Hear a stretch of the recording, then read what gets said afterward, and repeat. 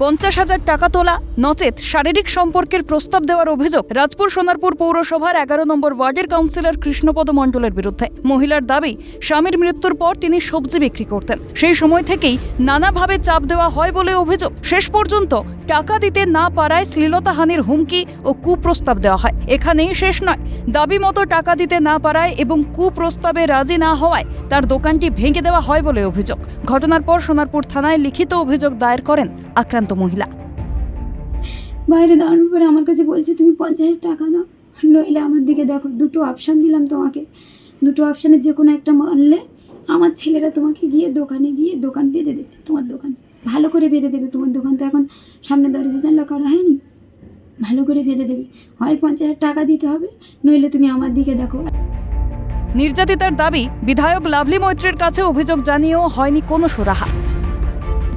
তারপরে আমি কি এমএলএর কাছে গেলাম, এমএলএর কাছে এই প্রস্তাবটা আমি একদম পরিষ্কার আমার খোলা মনে আমি জানানোর পরে এমএলএ বলছে, তুমি মুখে যা বলছো এটা কি সত্যি? আমি ঠিক আছে কৃষ্ণদার কাছে আমি কথা বলছি।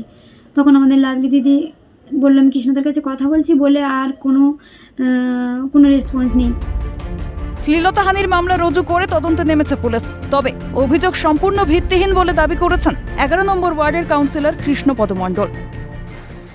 মহিলাটিকে আমি জানি না, চিনি না। আমার কাছে কবে এসেছিল তাও আমার মনে নেই, কারণ আমার অফিসে এবং বাড়িতে প্রতিদিন লোকজন আসে, প্রচুর আসে। তো এটা সর্বৈব মিথ্যা, ভিত্তিহীন।